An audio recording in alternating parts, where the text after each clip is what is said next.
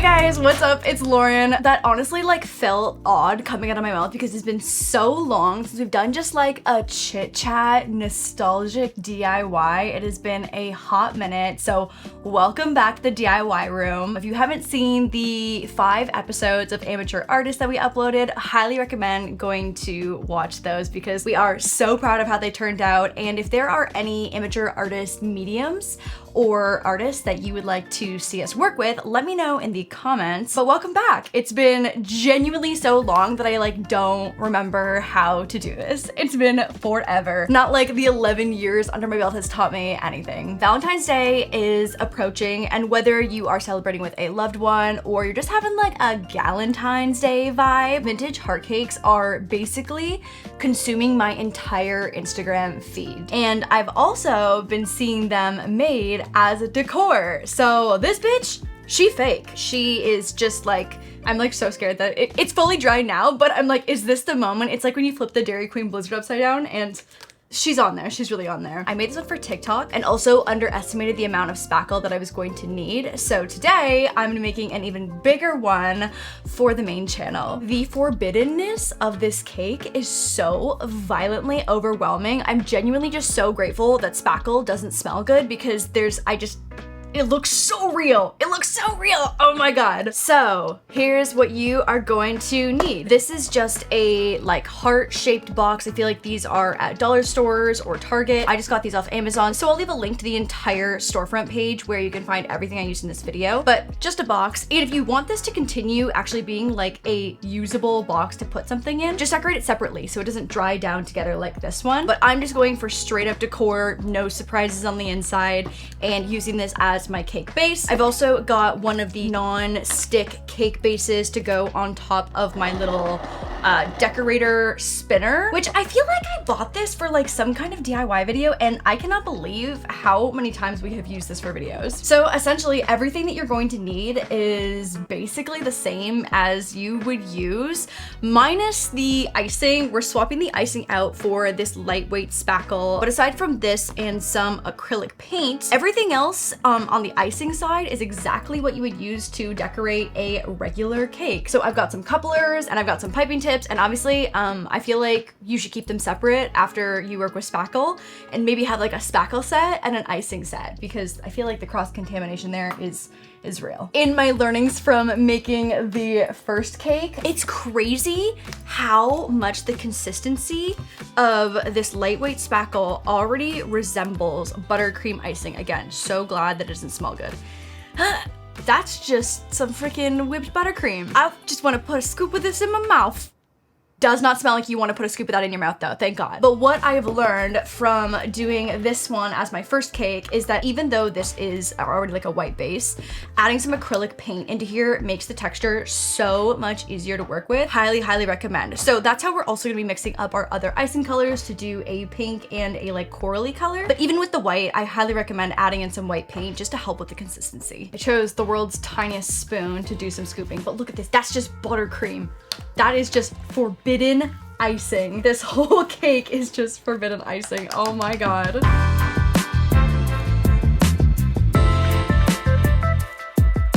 I feel like for the memes and contact. So I'm getting freaking married in a few months. If you're wondering if I'm freaking out, I absolutely am. Wedding planning vlogs are in full force over on the vlog channel. I think there's 3 separate wedding dress try-on videos, touring our venues, trying all of the food that's gonna be at the wedding, and the wedding cakes. So if you're interested in any of the behind the scenes of the wedding planning, that's over on the vlog channel. I literally cannot believe how fast this has come. We've been engaged for over a year now, and it's time, it's happening, and I cannot believe it. That's pretty much what my life is right now, is just wedding planning. I went and tried on my dresses. I've got 2 of them for the ceremony and the reception. For the first time, they're custom made, and I can't wait to show you guys everything. I also tried on a bunch of veils. Literally, my life is just wedding everything right now. It consumes my dreams. I literally had a nightmare the other night that my invitation designer was trying to charge me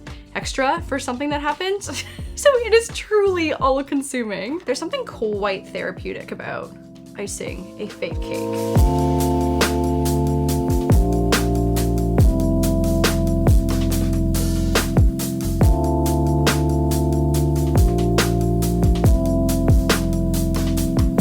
Originally, I wanted to do like a red and pink, but making red when your base is so white is incredibly difficult. I think if you were to use just like an actual color dye pigment, you could get there, but I've just got this crimson red, bright red acrylic paint. Hello? There we go. Oh, we're just gonna mix that whole thing in there. Again, not edible, so it's okay if there's some questionable material in here. Guys, I feel like there's so much for us to catch up on. It's been so long. I'm reading ACOTAR, finally, A Court of Thorns and Roses. I finished it in like 3 sittings, and I'm almost done A Court of Mist and Fury. And oh my God, I literally feel stressed out about reading it because I'm gonna be so sad when it's over. I know I've got more books, obviously, in the multiverse that is ACOTAR and all of Sarah J Maas's other books, but I'm just already so sad for it to be over. I am obsessed. So anyways, I gave a more in-depth review over on the vlog channel, but that's what I'm reading right now, and I am losing my goddamn mind because it is incredible. I also haven't read a fantasy book since probably Twilight, if that counts as fantasy. And so I was a little nervous, if I'm being honest, but I promised everyone that I would read at least books 1 and 2 before I passed any judgment, and I was obsessed by like 100 pages into book 1. Okay, so a super quick 101 on how to use a piping bag. It is truly so easy. I am by no means any kind of cake decorating expert, and practice a few times before you commit to your actual cake. But I've just got this small little triangle bag. And so I'm starting with these big open star piping tips. I would say like the average size are more something like this, a little bit smaller. There's a few different sizes of couplers to go with your piping tips. So this one looks XL because it's a little bit bigger than normal. So this is gonna go into the plastic piping bag. I'm going to remove the bottom here, and then on the outside, adding my tip, and then the screw-on part of the coupler, and it just keeps everything nice and tight for when you are icing so your bag doesn't explode and it's not coming out the edges. And it's now ready for your icing. Or your spackle. Or your spackle. I'm gonna do an edge around the base of the cake and then an edge on the outermost part of the heart on the top layer. Just doing like a really simple shell motion. So again, I've got an open star tip up top here, and it's kind of like an up, around, and down. Again, I am by no means a baking pro of any kind. If I can do this, truly, so can you. Ah, it's so scary, it's so scary. Okay, here we go, here we go, here we go.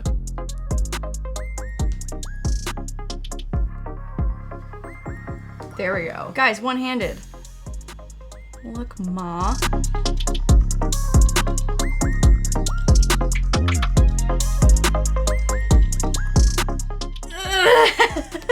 Okay, I'm gonna mix up a little more and do that base layer. Essentially, it's kind of like snail shells. I feel like that's probably not like the aesthetically pleasing thing that the bakers are going for when they name them shells. I think they're like going for like seashells, but to me it's giving snail shell. I think when you're a beginner piper, it's giving snail shell level.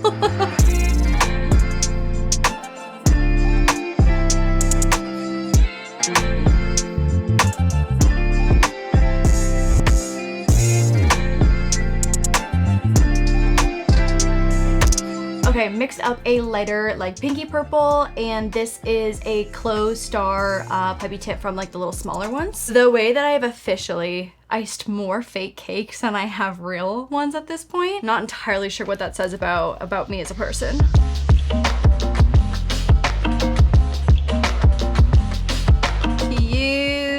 Literally doing the layers is so cute. And then because there are so many different piping tips that are the same shape, I can keep the same icing bag and just remove this coupler, pop on a different top, and then just add this on. So I can keep going with this icing to do my next step, but same piping bag.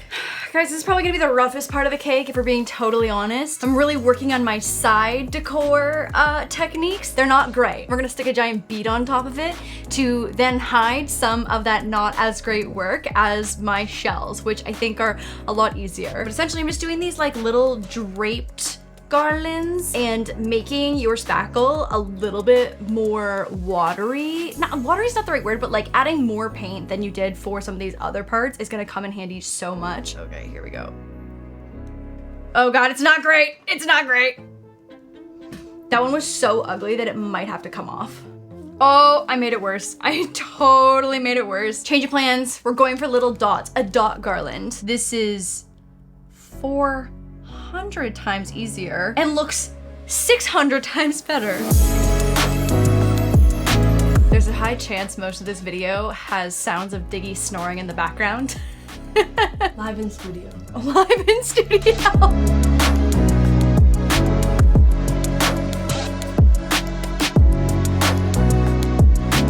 Also going on my bachelorette in a couple weeks to Tulum, which I've never been before. So if you have any recommendations for what to do, what to eat, where to go, where to swim, please let me know. The best part about this cake being just like a decor piece and not something that actually has to be edible is that there are so many cute beads and charms and little like resin pieces that you can use as decor. Again, because not everyone out here can be Rosanna Pansino and be a cake baker extraordinaire. So at the tops of these little garlands, I'm gonna add these really cute, just like little plastic bows. They are the perfect color and they obviously look perfect because I didn't have to make them. So because we don't have to worry about them being edible, go ahead and get crazy with anything you want to decorate your fake cake with.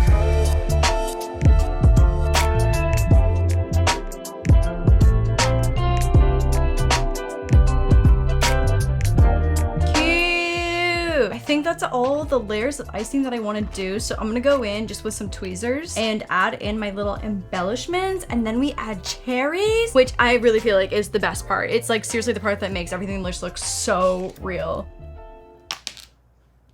Sick, sick.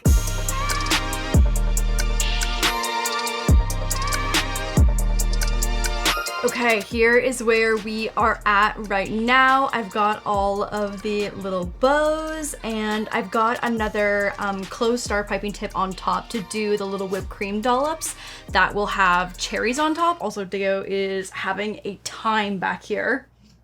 Quite on set. Thank you so much. These cherries, again, just off Amazon, look so freaking real. It is truly insane, like down to the stem and like the shading of them. Oh my God. So I'm gonna do 6 different dollops here and plop a cherry on top. This piping tip in particular looks so much like a whipped cream nozzle. It is crazy.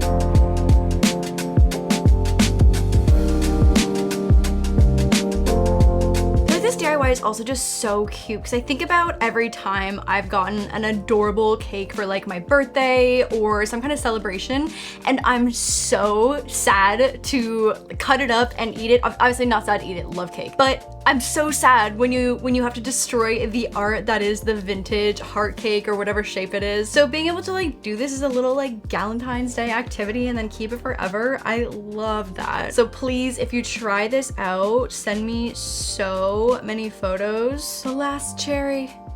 Adorable. So freaking cute. I literally want to just keep making them. Now that I'm getting like a little more comfortable with piping, like I feel like my piping skills from this cake to this cake definitely got a little better and I want to just keep making them. I'm gonna end up with a fake cake in every room of this house if I don't find a new hobby immediately. Okay, and then to finish it off, if you want to go crazy and try and freehand something with some of the icing, more power to you. Will not be me because I just know it would look so janky. So anyways, on this one, I just took some of these rhinestone stickers and did a little illy for I love you. But for this one, I think I want to just add a few of these little heart glitters. Again, doesn't have to be edible because she is a forbidden decor cake. So I think I'm just gonna take some of these and just sprinkle them on to the center.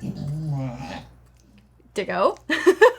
I'm not gonna go crazy with it as much as I want to just like layer on 10 pounds of different glitters. I think that's cute.